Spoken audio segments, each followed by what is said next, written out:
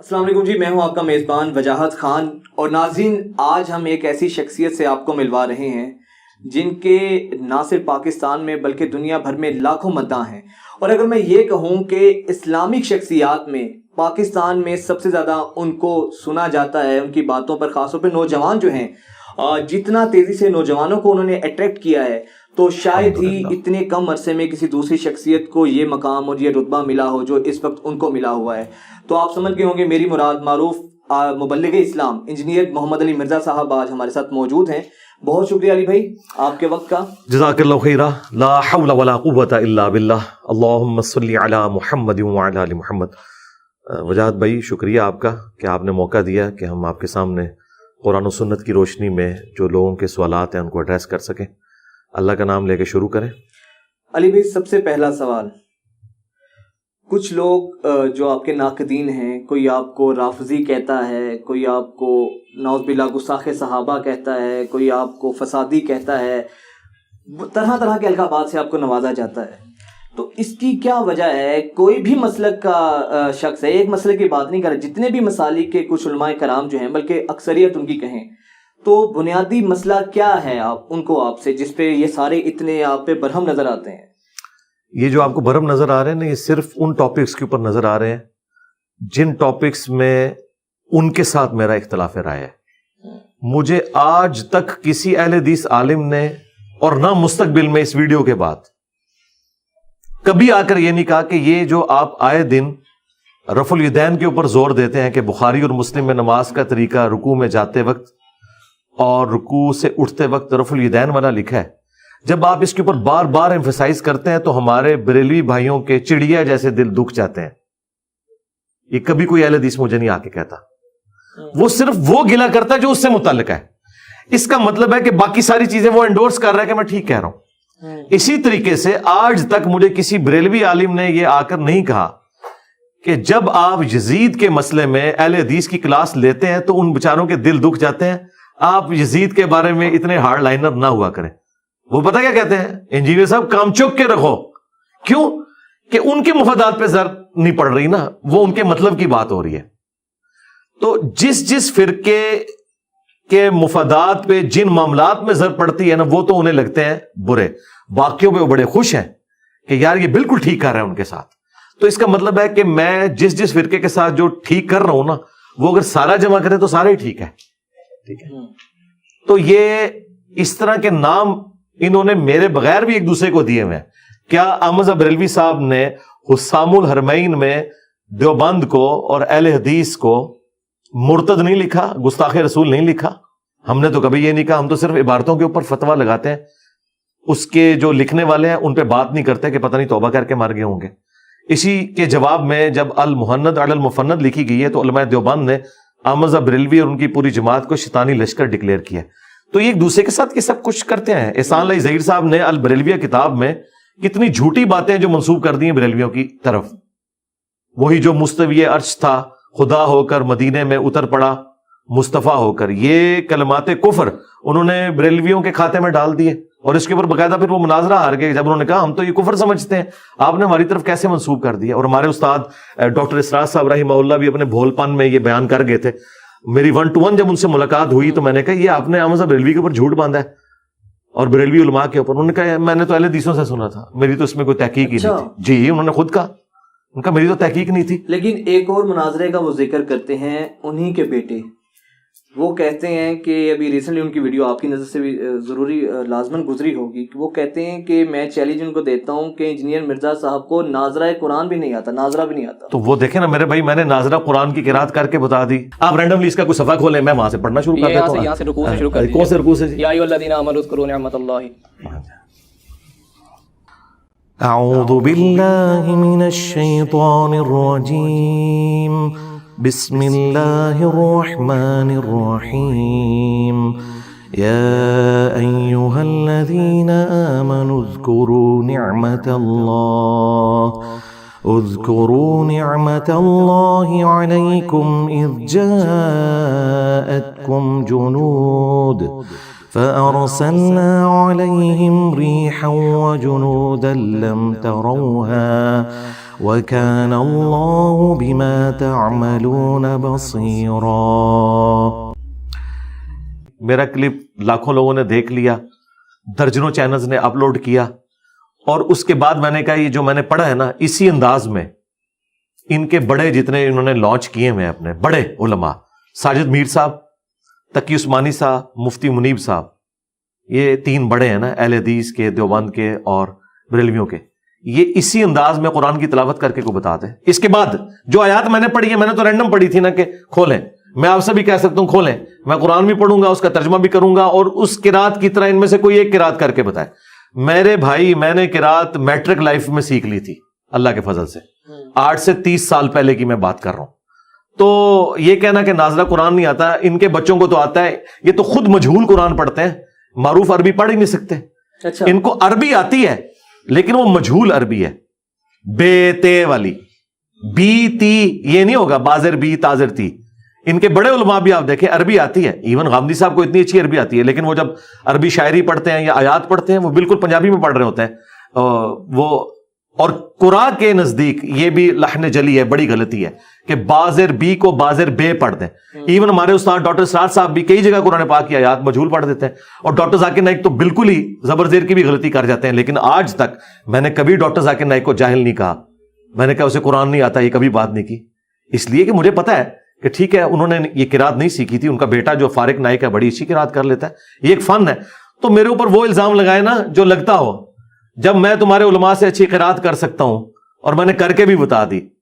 میری تو نماز پڑھانے کی ویڈیوز اپلوڈ ہوئی ہیں پوری پروننسیشن کے ساتھ, عربی قرآن کے سٹائل کے اندر, تو یہ بات کرنا تو اس سے بے عزتی کروا رہے ہیں نا. لیکن آپ کی اس بات سے تو یہ لگ رہا ہے کہ ان سب کی عربی غلط ہے, ان سب سے اچھی عربی آپ کی ہے. نہیں, یہ تو میں کہہ نہیں رہا, انہوں نے کہا کہ مجھے قرآن پڑھنا نہیں آتا. میں نے کہا مجھے پڑھنا آتا ہے, میں نے پڑھ کے ویڈیو میں ریکارڈ کروا دیا, تو تم اپنے بڑوں سے یہی آیات ذرا تلاوت کر کے بتا دو مجھے. میں نے تو کر کے دکھا دی نا, تمہارے بڑے بھی انہی آیات کو اسی انداز میں تلاوت کریں, اور نیوٹرل کاری سے کسی سے فیصلہ کروا لیں گے, عوام فیصلہ کر لے گی کسی قرآن اچھے طریقے سے پڑھنا آتا ہے. ہاں, یہ میں نے جواب دیا ہے. ٹھیک, انہوں نے میرے کئی کلپس کاٹے ہیں جس میں نے کہا کہ امام کعبہ سے بھی غلطیاں ہوتی ہیں, کہتے ہیں یہ کہتا ہے دیکھو جی امام کعبہ, وہ میں نے ریبٹل کیا تھا. میں نے کبھی یعنی ایکسکلوسیولی اس چیز کو بیان نہیں کیا تھا, میں نے ریبٹل کرتے ہوئے کہا تھا کہ فلاں سے بھی غلطی ہوئی, فلاں سے بھی غلطی ہوئی. ہمارے استاد ڈاکٹر سرار صاحب ان سے زیادہ قرآن کے کراس ریفرنسز کوئی نہیں دے سکتا تھا. انہوں نے کئی سال تک بیان القرآن آڈیو میں ریکارڈنگ کرایا, اور فائنلی پھر 1998 میں ویڈیو میں ریکارڈ کروایا. دیکھ کے وہ قرآن پڑھ رہے ہیں, کئی جگہ ان سے زبر زیر کی غلطی ہوئی ہے, لیکن میں نے کبھی وہ کلپس کاٹ کے یہ نہیں کہا کہ یہ قرآن سے جاہل ہے. ایسا ہو سکتا ہے, بھول بھی سکتا ہے انسان. قرآن دیکھ کر غلط وہ پڑھ رہا ہے کہ آپ نے اس کی غلطی ہائی لائٹ کی, پھر دوسری بار پڑھا تو پھر وہ غلط پڑھے, تیسری بار پڑھے تو پھر غلط پڑھے, اس کے غلطی کہتے ہیں. زبر زیر کی غلطی کسی سے بھی ہو جاتی ہے, دیکھ کے بھی ہو جاتی ہے. وہ پتہ کیوں ہوتی ہے, جو بندہ درس قرآن دے رہا ہوتا ہے نا, وہ پڑھتے ہوئے اس کی توجہ اپنے دماغ میں پیرلل میں 3-4 موضوعوں پہ چل رہی ہوتی ہے کہ میں نے اس کا ترجمہ آسان کرنا ہے, اس کے تفسیر کے اندر میں نے کراس ریفرنس کے طور پر فلاں آیت اور فلاں حدیث پیش کرنی ہے. یہ 5-6 کام جب دماغ میں چل رہے ہوتے ہیں تو کبھی کبھار پڑھنے میں زبر زیر کی غلطی ہو جاتی ہے. لیکن جب بندہ قرات کرنے بیٹھا ہوا ہے, اب میں قرات کروں, کوئی بھی آگے, یہ میں نے ان کو کہا ہے کہ اپنے بڑوں کو لاؤ, چھوٹوں سے بات نہیں ہوگی, تمہارا بڑوں کے اوپر ناز ہے نا, اپنے بڑوں کو لاؤ. چلو یہاں نہیں آ سکتے, آن لائن قرآن کی کوئی صورت جو ان کو پسند ہے نا اپنے بڑے سے تلاوت کروائیں. اگلا سورج میں طلوع نہیں ہونے دوں گا, میں بھی اپنی آواز میں اسے قرات کر کے نا ویڈیو میں اپلوڈ کروں گا, عوام فیصلہ کرے گی کون زیادہ اچھا قرآن پڑھ سکتا ہے. اور یہ جواب میں, یہ میرا چیلنج نہیں ہے, یہ ان کے چیلنج کا جواب ہے. مجھے تو ان سے انٹرسٹ ہی کوئی نہیں. عالم دین کے پاس میں بیٹھا تھا تو میں نے ان سے پوچھا کہ وجہ کیا ہے آج کل جس مسلک کے جن کی بھی امام صاحب یا علماء کرام ہیں ان کی ویڈیو نکال لیں عالم صاحب کی, ان کی جو خطبات ہوتے ہیں یا ان کی تقریر ہوتی ہے اس کا زیادہ توپوں کا رخ موضوع گفتگو انجینئر مرزا ہوتے ہیں. جی جی یہی ہے, ہر طرف یہ ہے. انہوں نے اس کا بڑا انٹرسٹنگ جواب دیا. انہوں نے کہا اس کی وجہ یہ ہے کہ یہ جو ہمارے نوجوان ہیں اس امت کے, جو ہمارا اثاثہ ہیں, یہ ان کو گمراہ کر رہے ہیں. نہیں, اگر میں گمراہ کر رہا ہوں تو یقیناً میں نے کوئی یہود و نصارہ کی لکھی ہوئی کتابیں ان کے متھے مار دی ہیں دین کے اعتبار سے. ایک تو ہے نا کہ سائنس کی, سائنس تو کامن ریلیجن ہے, اسکول آف تھاٹ ہے. کیا دین کے معاملے میں یہ قرآن, بخاری, مسلم, نہ تو یہ میں نے پرنٹ کی ہیں نہ میں نے لکھوائی ہیں, ان کے مکتبوں سے پرنٹ ہوئی ہیں. میں تو باقاعدہ امیجز ڈسپلے کرواتا ہوں, عربی اور اردو, حدیث کی نمبرنگ بتاتا ہوں, آیت ڈسپلے کرواتا ہوں. اگر وہ سب کچھ لکھا ہوا ہے تو پھر کسی کو اختلاف ہونا ہی نہیں چاہیے. اور یہ جو کہہ رہے ہیں نا ہم اپنے علماء کی جو ہے وہ ڈیفینڈ کرنے کے لیے، اپنے فرقوں کو ڈیفینڈ کرنے کے لیے، اپنی عوام کی اصلاح کے لیے سب کچھ کر رہے ہیں، تو بھائی قرآن و حدیث بیان کرو نا. آپ تو قرآن و حدیث بیان ہی نہیں کر رہے. آپ کہہ رہے ہو اس کے نام میں مرزا آتا ہے، یہ قادیانی ہے. تو پھر میں اس کے جواب میں چشتی رسول اللہ، اشرف رسول اللہ ان کی کتابوں سے دکھاتا ہوں، پھر یہ کہتے ہیں ہمارے بزرگوں کو ننگا کرتا ہے. کوئی ٹیکنیکل گراؤنڈز کے اوپر کھڑے تو ہوں. جس دن میں نے قرآن، بخاری، مسلم یا اہل سنت کی جو مین سٹریم کی کتابیں ان سے ہٹ کے کوئی بات کی تو آپ مجھے آگے پکڑیں. اور پھر آخری بات، میرے ساتھ جو لوگ اٹیچ ہوئے ہیں کیا وہ جاہل ہیں؟ کیا وہ لوگ وہ ہیں کہ جو اسکول سے بھاگے تھے، پڑھ نہیں سکتے تھے اور انہیں مدرسے میں داخل کر کے عالم بنایا گیا؟ یہ سارے اپنی اپنی فیلڈ کے اندر انٹلیکچوئلز ہیں، کالجز، یونیورسٹیز کے اسٹوڈنٹس ہیں. ان کو تو کوئی بھی گمراہ نہیں کر سکتا. دین کے حوالے سے کیسے گمراہ کر سکتا ہے؟ ان کی عقل نہیں کام کرتی ہے. ان کا انٹلیکچوئل لیول ان سے زیادہ ہے، وہ پرکھ سکتے ہیں، اور پرکھنے کے بعد انہیں پتا چلتا ہے کہ آپ تو جھوٹے نکلے. اور دیکھیں ان کے جھوٹا ہونے کے لیے یہی کافی ہے، انہوں نے وہ بلیمز لگائے جو میرے اندر ہے ہی نہیں تھے. مجھے قادیانی کہا، ٹھیک ہے، تو اس سے ان کی انٹینشن شو ہوگی. اگر یہ کہتے ہیں ہم سے غلطی ہوگی، اب معافی مانگ لیں. جتنوں نے مجھے قادیانی کہا ہے مجھ سے معافی مانگے. شرعی طور پہ میں معاف کروں گا، تو کبھی انہوں نے معافی نہیں مانگی. نام مرزا ہے تو قادیانی بھی ہوگا.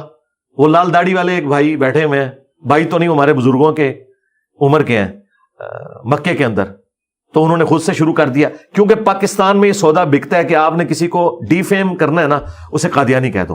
تو باقی لوگ تو بےچارے چھپ کے بیٹھ جاتے تھے. میں نے تو انہیں للکارا، میں نے کہا تم لوگ بات کرو گے؟ اوے تمہارے ابوں نے چشتی رسول اللہ، اشرف رسول اللہ پڑھوایا ہوا ہے.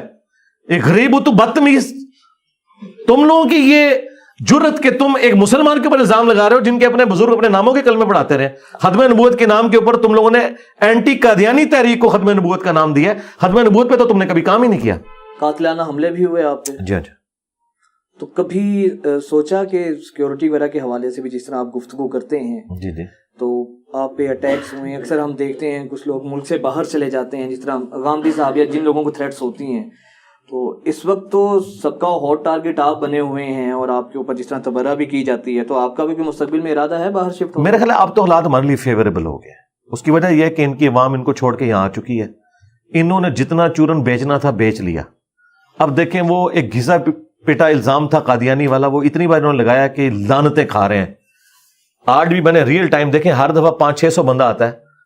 کبھی موقع آتا ہے میں کہتا ہوں جی ہاتھ کھڑا کریں کتنے لوگوں کو میرا نیگیٹو تعارف ہوا تھا. 90% لوگ کہتے ہیں جی ہمیں نیگیٹو تعارف ہوا تھا.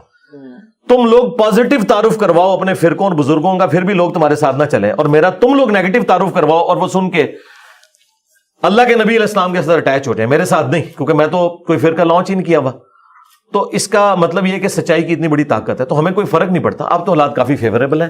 اور دوسرا، میں نے یہاں سے جانا نہیں ہے، کیونکہ یہ ان کے پاس پھر آخری ایک حربہ ہوگا کہ دیکھا جدھر کا خمیر تھا وہیں پہنچ گیا. غامدی صاحب کو یہ گالی کھانی پڑ رہی ہے نا. غامدی صاحب آپ کو پتا ہے انہوں نے خود اپنے انٹرویو میں بتایا کہ میں ملیشیا شفٹ اس لیے ہوا تھا کہ مجھے انہوں نے کہنا تھا یہود و نصارہ کا ایجنٹ. تو میں امریکہ اس لیے نہیں گیا. اب امریکہ وہ گئے، وہاں پہ امریکہ میں ایک بڑے قرآن کے ایک اسکالر تھے، نام لیے بغیر، چونکہ میں ایک نیگیٹو بات کر رہا ہوں، تو ان کا ایک سکینڈل نکلا، اس کی وجہ سے کافی اسلام کو نقصان ہوا. تو ان کے کچھ چاہنے والے پھر ملیشیا گئے، انہوں نے کہا کہ یہاں پہ اب ایک ویکیوم کریٹ ہو گیا، آپ کو اب امریکہ آنا ہے. تو غامدی صاحب نے وہی بات کی، لوگ کہیں گے کہ یہود و نصارہ کا ایجنٹ ہے. انہوں نے کہا چھوڑیں جی، لوگوں کو کہنے دیں، لوگ پہلے بھی کہہ رہے تھے، آپ نے اپنا آپ منوا لیا ہے، اب آپ یہاں پہ آ جائیں. تو میرا مسئلہ یہ ہے کہ میں نے صرف غامدی صاحب کی طرح ویڈیوز نہیں ریکارڈ کروانی، میں فزیکلی لوگوں سے ملتا بھی ہوں. اور ہزاروں نہیں، اب تو لاکھوں لوگ مجھے مل کے جا چکے ہیں، اور میں یہاں اپنی اکیڈمی میں بلاتا ہوں تاکہ میں ان کے بزرگوں نے جو ان کا استحصال کیا ان کے سامنے کھولوں کہ تمہارے بزرگ تو وہ تھے تم سے چندے لیتے تھے. میں لاکھوں لوگوں کو اپنی جیب سے دودھ پتی، سموسا اور یہ پورے کا، ہاں جی، یہ سارا کچھ میں اپنی جیب سے کر کے انہیں بتاتا ہوں کہ اگر بزرگ بنانا ہے نا تو پھر اس کو بناؤ. حالانکہ ہم نہیں کہتے ہمیں بناؤ، لیکن تم جن بزرگوں کے ساتھ اٹیچ تھے وہ تمہارا استحصال کرتے رہے. تو میں نے چونکہ لوگوں سے ملنا ہوتا ہے، پھر میرے ساتھ جو تصویر کھنچوا کے جاتے ہیں فیس بک پہ لگاتے ہیں، پھر اور آگے دعوت ایک فیشن ریئیکشن شروع ہو جاتا ہے. اس لیے میں یہیں بیٹھا ہوں. میں نے تو ان کو کہا ہے کہ جب تک تمہارا آخری مولوی اپنی طبعی موت کے ساتھ قبر میں نہیں پہنچ جاتا اور میں اس کی قبر پہ وکٹری کا نشان بنا کے نہیں بیٹھ جاتا، میں نے پاکستان سے نہیں جانا. اچھا، کیا وجہ ہے کہ ابھی میں لاسٹ ٹائم بھی آیا تھا اور ابھی میں دیکھتا ہوں کہ 95% یوتھ آپ کو سننے آئی ہوتی ہے، تو ایسا کیا منجن ہے آپ کے پاس؟ لوگ جنت مرزا کو چھوڑ کے علی محمد علی مرزا کے پیچھے آ گئے. دیکھ لیں اس وقت میمز ہوں پازیٹیو انداز میں لرن کرنے کے پوائنٹ آف ویو سے، یا ٹک ٹاک کے اوپر دیکھیں, ہر طرف میری ویڈیوز نظر آ رہی ہیں. تو اللہ تعالیٰ نے جب فیصلہ کیا اس حوالے سے کہ اس امت کو اب رسول اللہ صلی اللہ علیہ وآلہ وسلم کی دعوت کے ساتھ جوڑنا ہے, تو پھر ہر جگہ اس دعوت کی سچائی آپ کو رنگ لاتی ہوئی نظر آ رہی ہے. اس کے پیچھے کئی ایک ریزنز ہیں. ایک تو دیکھیں جی, سب سے پہلے میں نے پورے اخلاص کے ساتھ یہ کام کیا. دین کا کام ہوتا ہے اخلاص کے ساتھ, چندہ بک بنا کر نہیں ہوتا, مدرسے کھول کر فرقے لانچ کر کے نہیں. اس طرح کی پہلے چیز کبھی نوجوانوں نے نہیں دیکھی تھی. آج تک جتنے آئے انہوں نے چندہ بکس بنائی ہیں. ایون جو بڑے بڑے لوگ جن کی میں عزت کرتا ہوں, ان کے بھی کروڑوں کے بجٹ ہیں. ڈاکٹر ذاکر نائک, مولانا طارق جمیل, یہ سب لوگ لوگوں سے لیتے ہیں. احمد دیدار صاحب بھی, ڈاکٹر سرار صاحب بھی, یہ سب کے سب لوگ. جاوید احمد غامدی صاحب کا بھی خرچہ لوگوں نے اٹھایا ہوا ہے. لیکن میں 1 روپے کا روادار نہیں ہوں کسی. نہیں, یہ جو لیتے ہیں یہ غلط ہے. نہیں, میں غلط نہیں کہتا, میں کہتا ہوں لیں, لیکن اس سے اپنی جدادیں نہ بنائیں. جس طرح ہمارے استاد ڈاکٹر سرار صاحب نے کوئی جداد نہیں بنائی, سبسسٹنس لیول کے اوپر گزارا کریں. جب جدادیں بنائیں گے نا اور سسٹم کے بینیفیشری ہوں گے, پھر ہم کہیں گے چوپڑیاں نالے دو میں جہانی مٹھے باہو, کہ آخرت بھی اللہ سے لینی ہے. تو پھر دنیا میں آپ نے سبسسٹنس لیول پہ گزارا کرنا ہے. جس طرح خلفائے راشدین کا بھی جو ماہانہ خرچ تھا وہ بیت المال سے آتا تھا, لیکن وہ جدادیں نہیں بنا کے گئے. ہمیں ان سے اختلاف یہ کہ جدادیں بناتے ہیں اپنی. ان کے بچے جو نااہل ہوتے ہیں ان گاڑیوں میں گھومتے ہیں کہ جو وہ اپنے پیسوں سے پوری زندگی کما کے اس گاڑی کا ٹائر بھی نہیں خرید سکتے. تو دین کے نام کے اوپر یاشی. اور اسی مدرسے میں پڑھنے والے اسٹوڈنٹ جو ہے ان کی دوائی کے لیے پیسے بھی دینے کے لیے تیار نہیں ہوتے, وہ گندے کپڑوں میں پھر رہے ہوتے ہیں. ہمیں یہ اختلاف ہے. ہم دین کو سورس آف انکم بنانے کے خلاف نہیں ہے. میری اس کے اوپر باقاعدہ ویڈیوز ریکارڈ ہے. یہ مسئلہ نہیں ہے, مسئلہ ہے سبسسٹنس لیول کے اوپر. سورس آف انکم کی آپ نے بات کی ہے یوٹیوب پہ, تو اچھا وہ میں بات پوری کر لوں. وہ جو آپ نے نوجوان, تو ایک تو یہ چیز تھی. دوسری چیز تھی میری دنیاوی تعلیم, میکینیکل انجینئرنگ میں نے آنرز کے ساتھ کی ہے. تیسرا میرا ایک سٹیٹس اس حوالے سے کہ میں نے 19 گریڈ میں سرو کیا ہوا ہے اٹامک انرجی کے ایک ادارے میں, نیسکوم کے اندر, اور اس کا بھی وہ سب ادارہ تھا NDC اس کے اندر. اور پھر میں نے ریٹائرمنٹ لی 15 سال کے بعد. تو یہ ساری کی ساری چیزیں جمع ہو کے, اور سب سے بڑھ کر یہ کہ میں نے پہلی دفعہ یہ ٹرینڈ سیٹ کیا ہے. ٹرینڈ کیا سیٹ کیا؟ ابھی تک ہم اور ہمارے اسٹوڈنٹ نہیں کر رہے ہیں, اور تو کوئی آیا ہی نہیں میدان میں, کہ ہم نے جو بھی آیت اور حدیث بیان کی وہ ڈسپلے کروائی کہ آپ کاؤنٹر ویریفائی کر لیں. تو لوگوں کو یقین آ گیا کہ باقی سب کہانیاں کروا رہے ہیں, اور یہ جو کچھ بتا رہے ہیں وہ کچھ لکھا ہے. اور پھر جو نوجوانوں کے آج کے مسائل تھے, جو غیر مسلموں کے اسلام کے اوپر اعتراضات تھے, ایتھیسٹ ہوں, جیوز ہوں, کرسچنز ہوں, پھر جو کرنٹ افیئر آتے ہیں ان کے اوپر میری ویڈیوز آتی ہیں. ابھی یہ دھروو راٹھی نے اسلام کرسچینٹی کے اوپر ایک ویڈیو ریکارڈ کرائی. یہ پوری دنیا کے مسلمانوں کے لیے ایک چیلنج نہیں تھا, جس کی دنیا میں سب سے زیادہ ویورشپ ہے یوٹیوب کے اوپر. وہ بندہ آپ کے ریلیجن پہ بات کر رہا ہے. کدھر مر گئے ہیں یہ لوگ؟ جو آئے بھی ہیں ستی باتیں کر کے سائڈ پہ ہو گئے. میں نے اس کا ریبٹل کیا ہے, ایک ایک بات کا جواب دیا ہے, بلیک اینڈ وائٹ کے اندر ایک ایک چیز دکھائی ہے. تو یہ جو ہمیں کہتے تھے نا کہ آپ جی کافروں کے حملوں کا جواب دیں, آپ ہمیں چھوڑیں, تو ان کا بھی جواب ہم دے رہے ہیں. آپ کو ہم اس لیے پکڑے کہ آپ ایک دوسرے کو کافر ہی سمجھتے ہیں. چونکہ آپ ایک دوسرے کو کافر سمجھتے ہیں تو آپ کو بھی جب ہم ایڈریس کر رہے ہیں تو آپ کی نظر میں کافروں کو ہی ایڈریس کر رہے ہیں. اچھا علی بھائی, ایک تاثر یہ بھی ہے کہ آپ کے بارے میں کچھ لوگ کہتے ہیں کہ گو کے بات آپ کی ٹھیک ہوتی ہے, لیکن آپ کا لہجہ ذرا متکبرانہ سا ہوتا ہے. آپ کے لہجے کے اندر ایک تلخی ہوتی ہے جس سے اس مسلک کے جو فالوورز ہیں وہ ذرا ہرٹ ہوتے ہیں. تو ہم ان سے یہ کہتے ہیں کہ آپ وہی باتیں لے جائیں اور پازیٹیو انداز میں ان کے سامنے رکھیں. آپ کی چمڑی نہ انہوں نے اتار دی تو آپ مجھے پکڑیے گا. مثلاً میں آپ کو, آپ لاہور سے آئے تو میں آپ کو حدیث لکھ کے دیتا ہوں صحیح مسلم کی, کہ نبی الاسلام نے کہا میں تمہیں منع کرتا ہوں قبروں پر عمارتیں مت بناؤ, قبروں کو پکا مت کرو اور اس پہ مت بیٹھو. مجاور بن کے بیٹھنا بھی منع ہے, ڈائریکٹ بیٹھنا بھی. یہ حدیث مسلم شریف کی, یہ میں آپ کو لکھ کے دیتا ہوں 2245 نمبر, بڑے سے پلے کارڈ کے اوپر. اور داتا دربار جا کے بیٹھ کے آپ لوگوں کو اکٹھا کر کے ایک طرف آپ شہد رکھیں گال میں, ایک طرف آپ شکر رکھ لیں, اور کہیں کہ میٹھے میٹھے اسلامی بھائیوں میرے قریب آؤ, میں تمہارے نبی کی حدیث تمہیں سناتا ہوں. اور یہاں پہ جو علی اجویری صاحب دفن ہیں یہ سید تھے, اور سید و حدیثیں سن کے خوش ہوں گے. اور اب ہم پریکٹیکلی کدال لے کر, بیلچے لے کر ان کا مزار توڑ کے ان کی روح کے سالے ثواب کے لیے, انہیں خوش کرنے کے لیے ان کا مزار گراتے ہیں. اور ساتھ آپ کہیں تو ان کو خوش کر کے دیکھیں. کیوں آپ مجھے مار پڑوانا چاہتے ہیں؟ تو بس وہی ٹھیک ہے. تو اس کا مطلب ہے کہ لہجہ کوئی مسئلہ نہیں ہے. اور یہ جو ہمارا لہجہ ہے نا, میرا یہ دعویٰ ہے اس پلانٹ ارتھ پہ مجھ سے زیادہ سافٹ بندہ اس وقت کوئی نہیں ہے جو ان اختلافی موضوعات کے اوپر بولتا ہو اس طریقے سے. آپ سے زیادہ سافٹ بندہ سافٹ کوئی نہیں ہے. یہ کہتے ہیں ہارڈ ہے, میں سافٹ ہوں. اس لیے کہ خادم رضوی صاحب نے کہا چھڑ دو وابیاں دی کیڑی گل ہے, تے سوراں دے سور نے. ٹھیک ہے, کہنا انہاں بڑیاں تے اخلاص منگو تے بڑے بڑے لوگ گداواں نو خیر پا ہی دے. چلو جی چلیے او بھابیاں دی اذان اے تے کڑا دے اے تے سور چل چلیے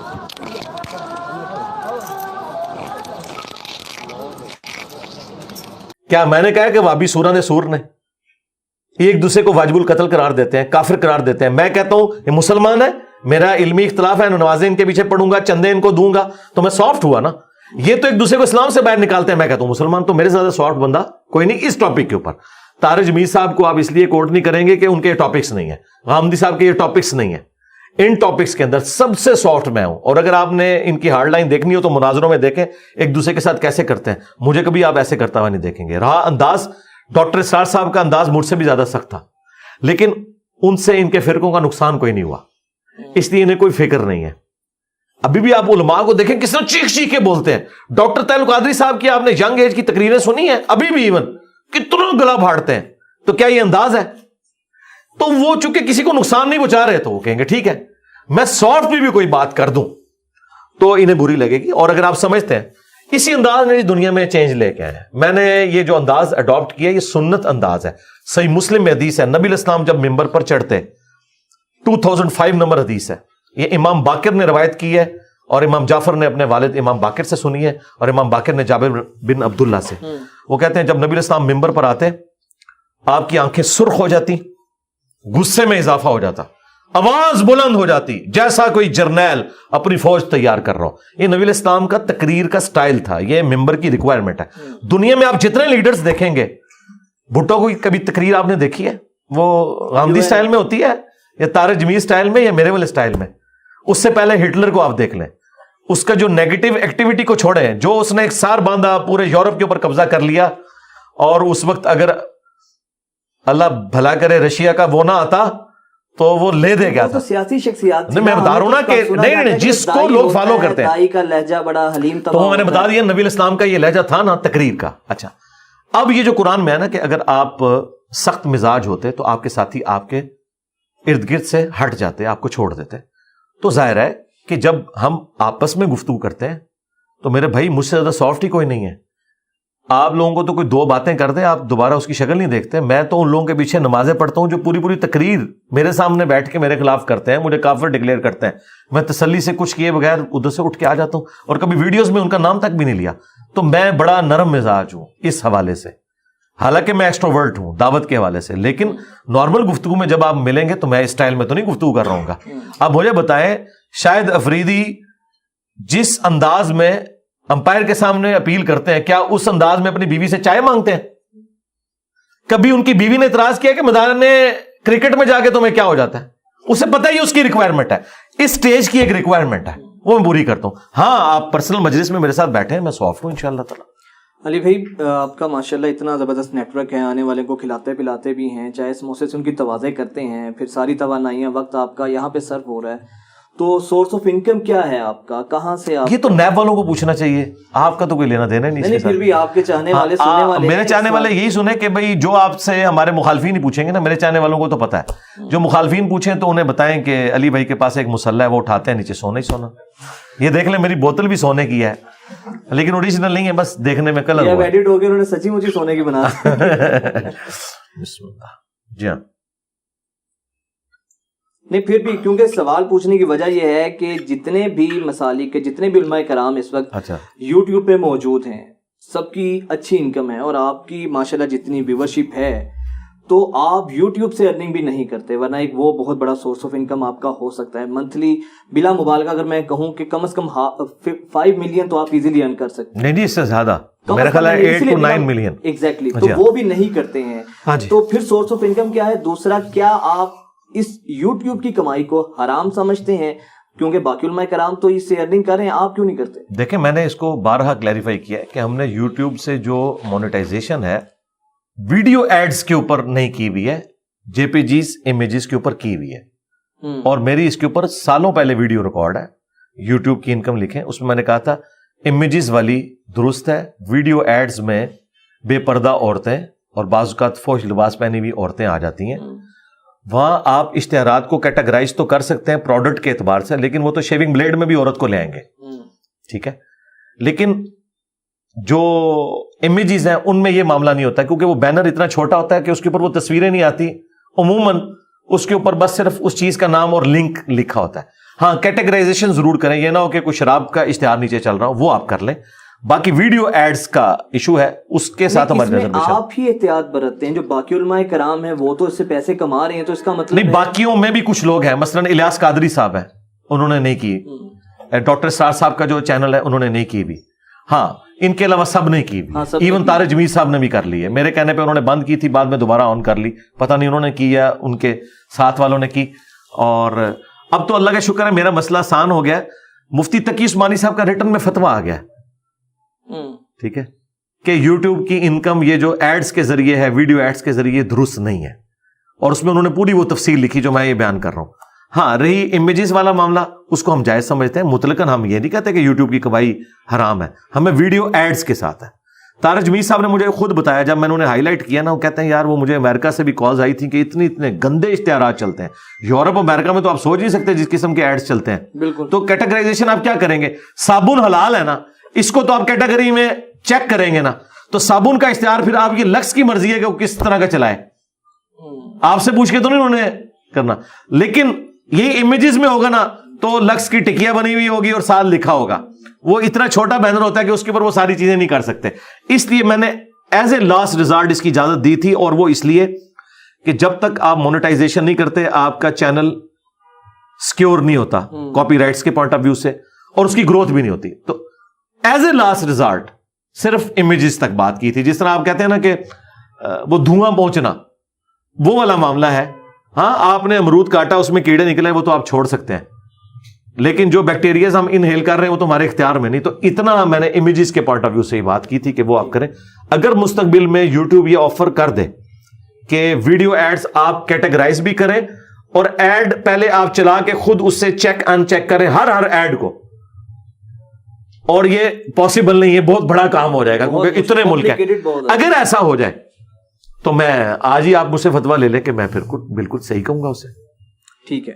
اچھا علی بھائی, آپ جتنے آپ کو تھریٹس ہیں, ہم دیکھتے ہیں کہ نیچے سیکیورٹی اتنی زیادہ تھی, تو کتنی آپ کی موومنٹ کس طریقے سے ہو, مطلب یہ تو میں نہیں پوچھوں گا, ظاہری بات ہے پوچھنا بھی نہیں چاہیے اس طریقے سے, لیکن تمام چیزوں کو مینیج کیسے کرتے ہیں آپ کی؟ اکثر لاسٹ ویڈیو میں بھی آپ نے کہا تھا کہ بہت آپ کی لائف ولنریبل بن گئی اس لحاظ سے کہ آپ فریلی موو نہیں کر سکتے ہیں, آپ کے لیے بہت زیادہ مسائل ہوتے ہیں. اب تو میں اس زندگی کا عادی ہو چکا ہوں جی.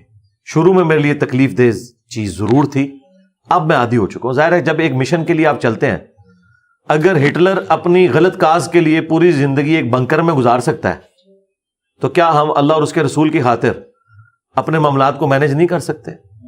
تو اللہ کا شکر ہے اب تو میں اس کے ساتھ عادی ہو چکا ہوں. اور میں اس ماڈرن دور میں سوشل میڈیا کو اتنی بڑی نعمت سمجھتا ہوں کہ آپ کو ہم اگر کسی غار میں بھی ٹھہرا دیں اور آپ کو تیز انٹرنیٹ کا کنیکشن دے دیں اور ایئر کنڈیشن اویلیبل ہو, کھانے پینے کی چیز آپ کو مل جائے, تو آپ بڑی اچھی زندگی وہاں پہ بھی گزار سکتے ہیں. اور آپ کو ہم بہت اچھی جگہ پہ شہر کے اندر رکھیں, آپ سے انٹرنیٹ چھین لیں تو آپ کی روح ہی نکال لی. ٹھیک ہے, تو یہ انٹرنیٹ نے, سوشل میڈیا نے, یوٹیوب نے زندگی آسان کر دی ہے. میری یہ نہیں مصروفیات, میں ادھر اپنے آپ کو انٹرٹین کر لیتا ہوں. واک والا معاملہ ہے تو میں اپنے گھر کے اندر کر لیتا ہوں. تو اس طرح اپنی چیزوں کو مینج کر لیتا ہوں, یہ کوئی اتنا مسئلہ نہیں. اور اب کوئی ایز سچ اتنا پرابلم نہیں رہا, شروع میں تھا, اب ایکسیپٹنس آ گئی ہے, کیونکہ عام آدمی جو ہے نا اسے یہ پتا چل گیا کہ انجینئر ٹھیک کہہ رہا ہے. چاہے وہ انجینئر کی بات کو مانے نہ مانے, لیکن اس کے دل نے گواہی دے دی ہے کہ یہ غلط نہیں ہے. ہاں میں معاشرے کے ڈر کی وجہ سے اس دعوت کو ایکسیپٹ نہ کروں, تو اللہ کا شکر ہے کہ یہ اتنے مشکل حالات اب نہیں رہے, پہلے بہت زیادہ تھے. ہاں انڈیویجول لیول کے اوپر آپ کہیں کہ مولویوں کا یا دہشت گرد تنظیموں کا, وہ تو ظاہر آپ کو پتہ ہے کہ ان کا ایک اپنا ایک مزاج ہے, ان کے اوپر تو ظاہر ہماری سیکیورٹی ایجنسیز نے نظر رکھی ہوئی ہے, اور وہ سیکیورٹی میرے ساتھ ہوتی ہے گورنمنٹ کی طرف سے بھی, اللہ کا شکر. اور ابھی بھی آپ بائک پر ہی زیادہ سفر کرتے ہیں؟ مجھے ضرورت ہی نہیں پڑتی سفر کرنے کی, اللہ کا شکر. اچھا, زیادہ ٹائم یہیں پہ اسپینڈ؟ جی میں تو بس اپنی جو موومنٹ ہے میری لمیٹڈ ہے. اچھا علی بھائی, اکثر ہم اپنے علماء کرام سے بھی سنتے ہیں, کہا جاتا ہے کہ جیسی عوام ہوتے ہیں ویسے ہی حکمران ہوتے ہیں, تو کہیں نہ کہیں حکمرانوں کو بھی جسٹیفائی کیا جاتا ہے. تو آپ اس چیز کو کس اینگل سے, کس پرسپیکٹیو سے دیکھتے ہیں؟ دیکھیں 50% تو یہ بات درست ہے کہ جس طرح کی عوام ہوگی اسی عوام میں سے ایک بندے نے آرمی چیف بننا ہے, ایک نے چیف جسٹس بننا ہے, ایک نے پرائم منسٹر بننا ہے. باہر سے تو آ کے نہیں بننا. تو ظاہر اسی میں سے بننا ہے تو اسی قسم کا ہی ہوگا, اللہ یہ کہ اللہ تعالیٰ کی طرف سے کوئی معجزانہ معاملہ ہو جائے. لیکن 50% یہ بات غلط ہے. یہ عموماً حکمرانوں نے یہ علماء کے ذریعے پبلک میں چیز پروپیگیٹ کی تاکہ ان کی حرام خوریوں کے اوپر پردہ پڑ جائے. یہی میں پوچھ, یعنی اگر کوئی ہمارے جیسے کوئی مسئلے پیدا ہوں اور کہیں گے کیا ہو رہا ہے, تو ان کے حکومتی ملے ان کو یہ بتائیں کہ نہیں نہیں آپ بڑے گنہگار ہو اس لیے اوپر اس طرح کے لوگ آ گئے. بھائی ہم گنہگار ہیں نا, اوپر جو آیا ہوا ہے اس نے نہیں مرنا. ہم نے تو دیکھا نیچے اتنے نیکوکار لوگ تھے, یزید اوپر آ کے بیٹھ گیا, تو کیا صحابہ کرام گنہگار ہو گئے تھے کہ اوپر یزید آ گیا تھا؟ تو یہ حکمرانوں کے کرتوتوں پہ پردہ ڈالنے کے لیے حکومتی ملے, حکومتی امام, حکومتی محدث, حکومتی مفسر اپنے اپنے زمانے میں جو بڑے بڑے ہوتے تھے, میں ان کی بات نہیں کر رہا جو اچھے لوگ تھے, لیکن انہی میں اس طرح کے لوگ بھی تھے, وہ یوز ہوتے تھے تاکہ بس پردہ ڈلا رہے ان کے اوپر اور میٹھی نیند آپ کو سلا دیں. علی بھائی, اس وقت پاکستان جس نہج پر ہے, ہمارے معاشی حالات آپ کے سامنے ہیں, سیاسی حالات آپ کے سامنے ہیں. آپ اگر میں آپ سے پوچھوں کہ اکثر ہمارے جو صحافی ہیں یا جو دانشور طبقہ ہے ہمارا, کوئی حکمرانوں کو قرار دیتا ہے ان تمام تر حالات کا ذمہ دار, کوئی اسٹیبلشمنٹ کو, کوئی سیاست دانوں کو, یا کوئی علماء کرام کو کہتا ہے کہ ممبر و محراب اس طریقے سے ہماری تربیت یا جو اخلاقی زوال کی وجہ ہے. آپ کے نزدیک ان جو ملکی حالات کا بنیادی ذمہ دار کون ہے؟ آپ کس کو سمجھتے ہیں؟ سارے ہی ہیں جی. ہاں, جن کے پاس طاقت زیادہ ہے تو وہ مجرم بھی بڑے ہوں گے. اگر آپ عزت اویل کر رہے ہیں نا اس وجہ سے کہ ہم بڑے ہیں قوم کے, تو رسپانسبلٹی بھی پھر خرابی کی آپ ہی اٹھائیں گے. یہ نہیں ہو سکتا کہ ایک کرکٹ ٹیم جب میچ جیتے تو کیپٹن کے کہ یہ میری وجہ سے ہوا, اور جب ہارے تو وہ ڈال دیں نچلوں کے اوپر. نہیں, پھر اس کو ہی آن کرنا ہے. اس اعتبار سے چونکہ پاکستان میں سب سے زیادہ طاقتور اسٹیبلشمنٹ ہے, اور پہلے دن سے ہی اسٹیبلشمنٹ نے ڈیموکریسی کو یہاں ایکسیپٹ نہیں کیا. ایون انہوں نے محمد علی جناح کے ساتھ بھی اچھا سلوک نہیں کیا. یہ اب ایک الگ سے ایک ٹاپک ہے. پہلے نمبر پہ یہ لوگ مجرم ہیں. اب یہ آ کے ضرور کہہ رہے ہیں ہم اے پولیٹیکل ہو گئے ہیں اور آندام یہ کریں گے وہ کریں گے. اور ایکس جو آرمی چیف تھے انہوں نے تو باقاعدہ تقریر کی کہ ہم اتنی قربانیاں دیتے ہیں پھر بھی ہم سب سے زیادہ بدنام ہیں, اس کی وجہ ہے کہ ہم نے پالیٹکس میں اپنی دخل رکھی ہوئی ہے, اب ہم نہیں کریں گے. تو یہ خود مانے ہوئے ہیں. اچھا, تو یہ سب سے بڑی ریزن یہ ہے. دوسرے نمبر پہ جوڈیشری ہے, کیونکہ جب بھی کوئی ڈکٹیٹر آیا اسے لیجیٹیمائز اسی جوڈیشری نے کیا. اگر سپریم کورٹ مارشاء اللہ کو ایکسیپٹ نہ کرے تو مارشاء اللہ سسٹین نہیں کر سکتا. یہ ہر ڈکٹیٹر کو ویلکم کہتے رہے, اور آگے پیچھے بھی ان کے جو فیصلے ہیں وہ وقتاً فوقتاً بولتے رہتے ہیں.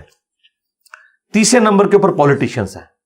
پولیٹیشنز جو ہیں وہ اسٹیبلشمنٹ اور جوڈیشری کے بینیفیشری ہیں, اور وہ ان کے بینیفیشری ہیں, ایک دوسرے کے مفادات. آپ دیکھیں ان کے رشتے آپس میں مہم ہیں. یہ تو اچانک بات کھلتی ہے. ایون پارٹیاں ڈیفرنٹ ہوتی ہیں.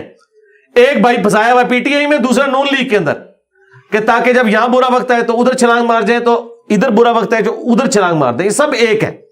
ابھی دیکھیں یہ جو ہمارے ایکس تھے ایف بی آر کے چیئرمین شبرزادی جی, انہوں نے کیا کچھ کھول کے بتایا, اور وہ ڈائی ہارٹ فین ہے خان صاحب کے.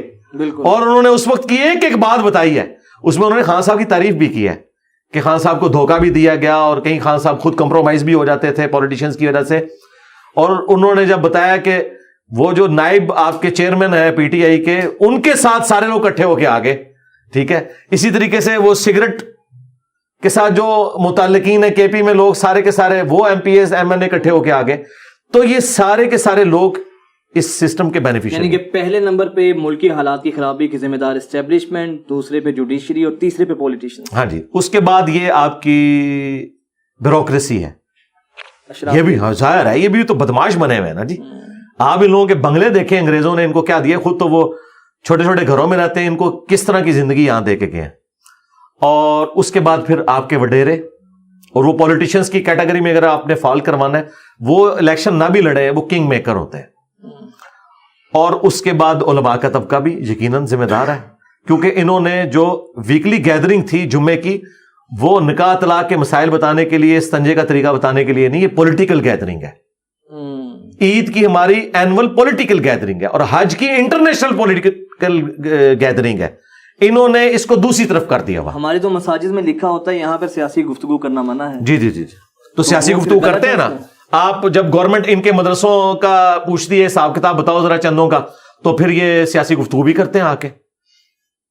جب آپ ان کے مفادات کے اوپر ضرب لگاتے ہیں تو ساری سیاسی گفتگو یہ لوگ کر رہے ہوتے ہیں. اور میرا خیال ہے مولانا فضل الرحمان صاحب یا سراج الحق صاحب یا باقی جو سیاسی جماعتیں ہیں, ان کے لیڈرز کے بعد کم از کم مذہبی طبقے کو تو یہ کہنا ہی نہیں چاہیے کہ سیاست جو ہے وہ دین سے الگ ہے کوئی. اور یہ خود تو ڈاکٹر اقبال کو بڑا کوٹ کرتے ہیں, جدا ہو دین سیاست سے تو رہ جاتی ہے چنگیزی. تو سیاست پہ یہ بات کرتے ہیں, ایسی بات نہیں ہے. اور اس کے بعد اگر کوئی مجرم ہے تو پھر عوام الناس بھی ہے جی. کم از کم وہ پڑھا لکھا طبقہ, انہیں کم از کم آواز تو بلند کرنی چاہیے تھی نا. اب آپ دیکھ لیں جتنے لوگ قانون کی حکمرانی کی بات کرنے والے لوگ ہیں, جہاں جہاں ان کی پولیٹیکل ایفیلیشن ہے, جب ان پولیٹیشنز کے اوپر برا وقت آتا ہے نا, اس وقت انہیں democracy, rule of law, judiciary یاد آتی ہے. اور جب دوسروں پہ برا وقت ہوتا ہے اس وقت وہ کہہ رہے ہیں بالکل ایسا ہی ہونا چاہیے ان کے ساتھ. تو ان سب کو اکٹھا ہونا چاہیے کہ طے کر لیں کہ ہم نے آئین کی پاسداری کرنی ہے, فوج نے اپنا کام کرنا ہے, جوڈیشری نے اپنا کام کرنا ہے, پولیٹیشنز نے اپنا کام کرنا ہے, پارلیمنٹ نے قانون سازی کرنی ہے. پارلیمنٹ قانون سازی کیا کر رہی ہوتی ہے, جیسے ہی حکومت جا رہی ہوتی ہے وہ اپنے بینیفٹس بڑھا کے تو ہو جاتی ہے. اب مجھے بتائیں, اگر چیف جسٹس بیٹھ کے مہنگائی کا رونا رو رہا ہے اور 3 دن بعد ہمیں پتا چلے اس کی 4 لاکھ تنخواہ بڑھ گئی ہے, ایسا ہوتا تو پھر ظاہر ہے ہم تو پھر قنوت نازلہ ہی لوگوں کے اوپر پڑھ رہے ہوں گے نا کہ یار ہمیں دھوکہ دے رہے ہو تم لوگ.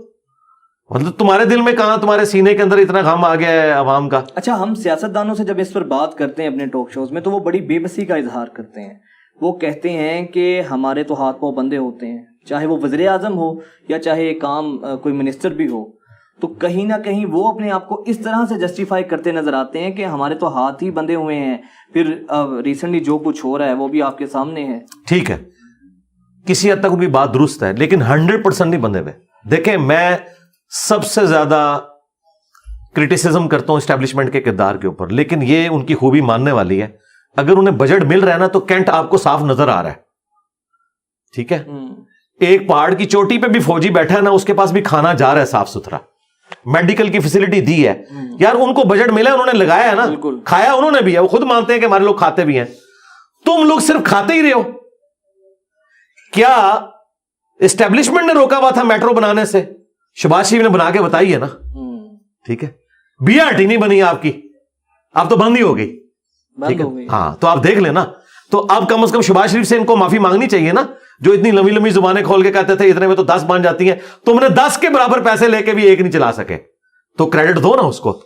تو میٹرو کیا اسٹیبلشمنٹ نہیں بننے دے رہی تھی؟ یہ آپ پنڈی اسلام آباد کی میٹرو, میرا تو وہ دوسرا سٹی ہے. تو میں کہتا ہوں کہ مجھے تو اتنی خوشی ہوتی ہے, 8 یونیورسٹیز آ رہی ہیں اس میٹرو کے اوپر, بچیاں عزت کے ساتھ سفر کر رہی ہیں. وہ لوگوں نے اپنی گاڑیاں بند کروا دی ہیں, پیسے بچ رہے لوگوں کے. اور جو بےچارے استحصال کرتے تھے 4-4 5-5 ہائی ایسز بدل کے, وہ بیچاری بچیاں فرنٹ سیٹ کے اوپر, وہ ڈرائیور جو کچھ ان کے ساتھ کرتے تھے اب عزت کے ساتھ ایئر کنڈیشن بس میں بیٹھ کے وہ جاتے ہیں. سب کچھ ہو رہا ہے جی. میں کہتا ہوں جی اس کے فضائل کے اوپر پوری ایک بک لکھی جا سکتی ہے. شہباز شریف کے کہ میٹرو کے؟ نہیں, میٹرو کے فضائل پہ. اور ظاہر ہے کہ اس کا کریڈٹ شہباز شریف کو ہی جاتا ہے. تو اس نے کر کے بتایا نا یار. آپ موٹر وے نواز شریف نے بنا کے بتائی نا, 35 ارب روپے کی بنی تھی اس وقت, آج 3500 ارب کی بھی نہیں بنتی وہ. ٹھیک ہے, اس وقت بھی لوگ باتیں کرتے تھے موٹر وے کی کیا ضرورت ہے, آج کہتے ہیں یہ ہماری لائف لائن ہے. تو دیکھیں پولیٹیشنز نے جہاں کنٹریبیوشن کی ہے وہاں پہ کی ہے. انہیں چیئرمین پی ٹی آئی نے صحت کارڈ لانچ کیا ہے نا, بالکل. تو اسٹیبلشمنٹ نے انہیں روکا تو نہیں نا. تو یار یہ کام ہو سکتے تھے نا, کرے نا. یہ سارے کا سارا کھلا دیتے ہیں ایم این ایس کو, ایم پی ایس کو, تو یہ کام نہ کریں گے. تھوڑا تھوڑا کام بھی کرتے ہیں نا تو بہت کچھ ہو جاتا. تو میں اس کے ساتھ ایگری نہیں کرتا. یہ کچھ تو بہانہ کرتے ہیں اور کچھ جینون ایشوز بھی ہیں. نا اہلی ہے, یہ ماننے والی بات ہے, نا اہلی ہے. آپ انگوٹھا چھاپ لوگوں کو, یار آپ لوگوں نے وزیر بنایا ہوا ہے. ٹھیک ہے جی, آپ دیکھیں چیئرمین پی ٹی آئی نے اس بندے کو سائنس اور ٹیکنالوجی کا بنایا ہوا تھا وزیر, جو ایک وکیل ہے, اور وکیل بھی کس قسم کا, آپ کے ایریا کی. ہاں جی, اور وکیل بھی کس قسم کا. ٹھیک ہے, آج تو آپ لوگ بھی اس کے خلاف بول لیں گے نا, کیونکہ وہ چھوڑ چکا ہے نا. ابھی وہ پی ٹی آئی میں ہوتا تو آپ نے کہنا تھا وہ نون لیگ والوں نے بھی تو یہ کر دیا نا. تو بات یہ ہے کہ یہ تو ہمارا لیول ہے کہ ہم کن لوگوں کو کن پوسٹوں کے اوپر لگاتے ہیں. یہ ہم گالی دے رہے ہوتے ہیں عوام کو. ٹھیک ہے, مجھے تو بڑی حیرانگی ہوتی ہے کہ سائنس اور ٹیکنالوجی کا وزیر وہ ہے جسے سائنس کا پتہ نہیں ہے. اس کے سامنے ایک بندہ ایک پی ایچ ڈی اگر آ کے فزکس بیٹھتا ہے تو وہ کیا اب میرے ساتھ کوئی آ کے بیٹھتا ہے, کوئی سائنس کا جاننے والا ہو, دنیا کا جاننے والا, دین کا جاننے والا, تو وہ گھبرا کے بیٹھتا ہے کہ جس فیلڈ میں بات کروں گا اس کو مجھ سے زیادہ ہی پتا ہوگا, تو ڈیفینسو اینڈ پہ رہتا ہے, اور جب میں اسے سمجھاتا ہوں بات سمجھ آتی ہے. ان لوگوں کو لوگ کیا عزت دیں گے؟ لیکن علی بھائی دوسری طرف ہماری جو مذہبی قیادت ہے وہاں پہ بھی ہم دیکھتے ہیں کہ باپ ہے, باپ کے بعد بیٹا ہے, فضل الرحمان صاحب ہیں تو ان کا بیٹا ہے, تو یہاں پر بھی تو ہمیں یہی چیز دیکھنے کو ملتی ہے. آج چل رہی ہے نا, غلط ہے نا, ان کو ٹیلنٹ کے اوپر لوگ اوپر لے کے آنے چاہیے. یعنی میں نون لیگ میں کسی صورت یہ صحیح نہیں سمجھتا تھا کہ شاید خاقان عباسی جیسے ٹیلنٹڈ بندے کے ہوتے ہوئے یا احسن اقبال صاحب کے ہوتے ہوئے جونیئر لوگوں کو صرف اپنے خاندانی بنیاد کے اوپر لایا جاتا. ایسا نہیں ہونا چاہیے, غلط کر رہے ہیں, سب کر رہے ہیں غلط. دوسرا ہمارا نظام تعلیم پہ اگر میں کچھ بات کروں گا, کلوزنگ کی جانب بڑھ رہے ہیں. جی جی. ایک طرف ہمارا مذہبی طبقہ ہے, درس نظامی کرتے ہیں, مدارس کے بچے ہیں, ہزاروں احادیث ازبر ہیں, لیکن پش اینڈ پل کے فرق کا نہیں پتا. دوسری طرف ایک وہ ہمارا طبقہ ہے جو ایلیٹ سکولز میں جو ایلیٹ طبقہ کہلاتا ہے کہ بہت اے لیول او لیولز کے بریلینٹ اپنے اپنے اس پہ محاذ پہ کام کر رہے ہیں, ایجوکیشن میں سب سے آگے ہیں, لیکن سورہ اخلاص تک نہیں آتی. یہ دو کنٹراڈکشن ہیں, تو اس سے تو آٹومیٹکلی ہمارے ملک میں پھر different school of thought he پیدا ہوگا. جی اسی طرح ہی ہو رہا ہے نا. لیکن میں آپ کو بتاؤں اب تبدیلی آ رہی ہے, اور یہ میں کچھ جذباتی بات نہیں کر رہا, یہ ریالٹی ہے. ہمارے جتنے اسٹوڈنٹس ہیں سارے پڑھے لکھا طبقہ ہے, ڈاکٹرز ہیں, انجینئرز ہیں, پروفیسرز ہیں, یونیورسٹیز میں پڑھنے والے لوگ ہیں, اور دین ماشاءاللہ ان کو علماء سے بھی اب زیادہ آتا ہے. ہماری ویڈیوز کی برکت سے وہ دین کو سیریس لے رہے ہیں. ہاں اسکولنگ سسٹم اور مدرسہ سسٹم اس میں فالٹ موجود ہے, تو اس کے اوپر ہم صرف رونا ہی رو سکتے ہیں نا. یہ تو ہماری گورنمنٹس کے کام ہے نا, یہ قومی اسمبلی کا کام ہے, سینٹ کا کام ہے کہ وہ اس طرح کی قانون سازی کرے کہ اس طرح کے معاملات کو سیٹل کیا جائے. آپ کو بھی آفر تو کی گئی تھی وزارت کی, آپ نے انکار کر دیا, تو جب آپ لوگ نہیں ہوں گے تو پھر دوسرے لوگ تو آئیں گے. میں نے انکار اس لیے کیا کہ اس کا نقصان ہوگا. اس کی وجہ یہ کہ میں چونکہ کسی مکتب فکر کو ریپرزینٹ نہیں نہ کرتا, تو یعنی الٹا ایک لڑائی ڈل جائے گی. وزارت کون سی تھی ویسے؟ مذہبی امور. اچھا ہاں, تو اس کا فائدہ نہیں ہے نا, کیونکہ مذہبی امور میں کوئی بریلوی, دیوبندی, اہل حدیث ان کو ہونا چاہیے, شیعہ جن کے مدارس ہیں, میرا کیا لینا دینا. ہاں میں اسسٹنس پرووائڈ کر سکتا ہوں کہ یہ آپ ریفارمز لے کے آئیں, لیکن جب مجھے لائیں گے تو وہ پھر ظاہر ہے کہ وہ فرقوں والی ایک جنگ ہے نا. ایون آپ ایک بریلوی کو بھی لگاتے ہیں, دیوبندی اہل حدیث بھی اسے ایکسیپٹ نہیں کریں گے, مجھے تو بالکل ہی نہیں کریں گے نا. تو بجائے ایک گن پوائنٹ کے اوپر بلکہ ہمیں کنونس کر کے اپنے معاملات کو لے کے چلنا چاہیے. تو یہ ہمارا اسکولنگ سسٹم میں بہتری اگر لائی جائے, جس طرح الہدا انٹرنیشنل اسکول سسٹم ہے ڈاکٹر فرحت ہاشمی کا, وہاں پہ وہی چیز ہے جو آپ چاہ رہے ہیں کہ دنیاوی تعلیم بھی ہے اچھی, دین کی بھی تعلیم سکھائی جاتی ہے. تو یہ آہستہ آہستہ ہوگا, سٹارٹ تو لینا ہوگا, لیکن یہ گورنمنٹوں کے کرنے کے کام ہے. ہم وائزین ہیں صرف, یا ہم زیادہ سے زیادہ انٹلیکچوئل ان پٹ دے سکتے ہیں, باقی جو ڈیسیژن میکر ہیں وہ تو یہ لوگ ہیں نا, یہ ان کے کرنے کے کام ہے. لاسٹلی موجودہ سیاسی قیادت میں اب آگے الیکشنز بھی قریب آ رہے ہیں, تو آپ کس کو سمجھتے ہیں کون زیادہ بیٹر ہے؟ اگر میں آپ سے پہلے جو ڈرائیونگ سیٹ پر موجود ہیں, پی ایم ایل این ہے, پیپلز پارٹی ہے, یا پھر پی ایم پاکستان تحریک انصاف ہے, آپ کے نزدیک کیا آپ کس کو اینالائز کریں گے کہ یار یہ لوگ پھر بھی ملک کی بہتری کے لیے ٹھیک ہیں؟ دیکھیں اگر کریکٹر کی بات کریں گے نا تو پھر ذاتیات کے اوپر اگر نون لیگ کی لیڈرشپ کے اندر خرابیاں موجود ہیں تو پی ٹی آئی کی لیڈرشپ میں بھی خرابیاں, وہ تو ہمارے سامنے آ چکی ہیں. ٹھیک ہے, کول و فیل کا تضاد بھی, باقی سارے معاملات بھی. بہت بڑا طبقہ ابھی بھی انہیں نجات دہندہ. ہاں جی میں بتاتا ہوں آپ کو, اب ہر طرف یہ چیز موجود ہے. ہاں یہ آپ کہہ سکتے ہیں یہ اتنے پرسنٹ ہے, یہ اتنے پرسنٹ. اب میری ذاتی رائے پوچھ رہے ہیں تو میرے خیال ہے یہ جو ابھی اس وقت پرائم منسٹر صاحب ہیں انہوں نے اسٹیبلٹی لے کے آئے ہیں. سر معیشت تباہ ہو گئی. وہ معیشت کیا تباہ ہوئی ہے؟ معیشت تو وہ شبر زیدی نے بتا دی ہے نا کب کی تباہ ہوئی ہوئی ہے. اچھا آپ دیکھ لینا, اگر کوئی باہر کا بندہ بات کرتا تو آپ ریجیکٹ کر دیتے. ہمیں تو یہ باتیں اس وقت بھی پتا تھی. ٹھیک ہے, شبر زیدی صاحب نے جو اب باتیں آ کے ڈسکلوز کی ہیں وہ گن پوائنٹ پہ تو نہیں کی. اگر انہوں نے گن پوائنٹ پہ کی ہوتی پھر اشرافیہ کا ذکر وہ کبھی نہ کرتے. انہوں نے کسی کو نہیں چھوڑا. ہاں انہوں نے سب کو, جس نے جتنا اس معاملے کو خراب کرنے میں حصہ ڈالا تھا, شاہ زیب خانزادہ نے ایکسکلوسیو پورا پروگرام ان کے ساتھ کیا ہے. وہ پروگرام دیکھنے والا ہے. میں کہتا ہوں جی وہ جیو کا جو پروگرام ہے نا, یہ والا جو شبر زیدی کے ساتھ ہوا ہے, یہ ہزاروں پروگراموں کے اوپر بھاری ہے. وہ آپ کو پوری قوم کی مینٹیلٹی اور سیاستدانوں کی مینٹیلٹی بتا دے گا, اسٹیبلشمنٹ کی بھی اور اشرافیہ کی بھی. تو معاملات تو خراب ہوئے تھے نا. اب یہ جہاں تک معاملات پہنچ چکے تھے, بہرحال آ کے انہوں نے کسی حد تک تو اسٹیبل اسے کیا ہے. اب تو مخالفین بھی, ہمارے حضرت صاحب بھی کہہ رہے ہیں کہ جی 8-9 مہینے تو گزر جائیں گے لیکن بعد میں ہوگا, لیکن بہرحال انہوں نے ابھی اس کو معاملات کو سٹیبل کیا ہے. اور میرا خیال ہے کہ کنٹینیوٹی ہونی چاہیے. اگر اس وقت چیئرمین پی ٹی آئی کے ہاتھ حکومت آ جاتی ہے تو یہ دنگا فساد دوبارہ شروع ہو جائے گا, حالات خراب ہو جائیں گے. جی بہت زیادہ خراب ہوں گے, کیونکہ اسٹیبلشمنٹ نے اب ان کے ساتھ اس طرح چلنا نہیں, کیونکہ انہوں نے بہت زیادہ ریڈ لائنز کراس کی ہیں, جو میں ساتھ ساتھ اس وقت کہتا تھا کہ یہ آپ نہ کریں, یہ نہ کریں. کا اظہار جس میں جی میں کرتا رہتا تھا, اور پھر وہ دیکھیں 9 مئی ہوا ہے, پھر اس میں کتنے بیان بدلے انہوں نے بھی, چیف جسٹس نے بھی. ہم عوام کو نہیں نظر آ رہا, پہلے اس کا مزہ لے رہے تھے, جب وہ گلے پڑ گیا تو پھر اس سے جان چھڑانے لگے. ہزاروں بچوں کی زندگی سپائل ہو گئی, وہ جیلوں میں پڑے ہوئے ہیں, ٹھیک ہے. اور اس کے بعد اب میں آپ کو بتاؤں, وہ کٹر قسم کے چیئرمین پی ٹی آئی کے فالوورز جو اندھی تقلید ان کی کرتے تھے نا, اس واقعے کے بعد میرے اپنے جاننے والوں میں وہ کہتے ہیں چھوڑیں جی اس کی تو بات نہ کریں. کیوں؟ ان کا تعلق فوج سے تھا. انہوں نے کہا یار اس لیول پہ تو ہم نے یہ نہیں کیا تھا کہ آپ فوج کے ساتھ یہ کچھ کریں, ٹھیک ہے. تو وہاں پہ بھی اب وہ والا ایک آپ جو کہتے ہیں نا سہار, وہ ٹوٹ چکا ہے. اچھا, یہ 9 مئی کے بعد ظاہر ہے بہت کچھ ہو گیا نا.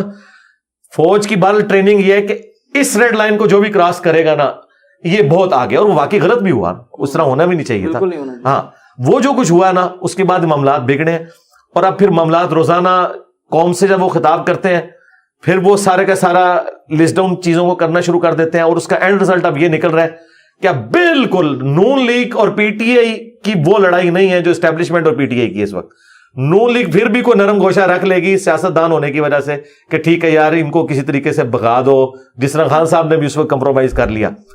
لیکن اسٹیبلشمنٹ کے دل میں اس وقت کوئی ایسی چیز نہیں ہے کہ وہ ان کو کوئی, یعنی مجھے جو نظر آ رہا ہے, یعنی کہ آپ سمجھ رہے ہیں کہ اگر یہی پی ایم ایل این 2023 کے الیکشن میں دوبارہ سے آتی ہے تو ملکی حالات بہتر ہوں گے. ہاں جی بہتر ہوں گے, آئیڈیل تو نہیں ہوں گے, اس کے لیے تو میں نے کہا 5 دفعہ اسمبلیاں چلیں.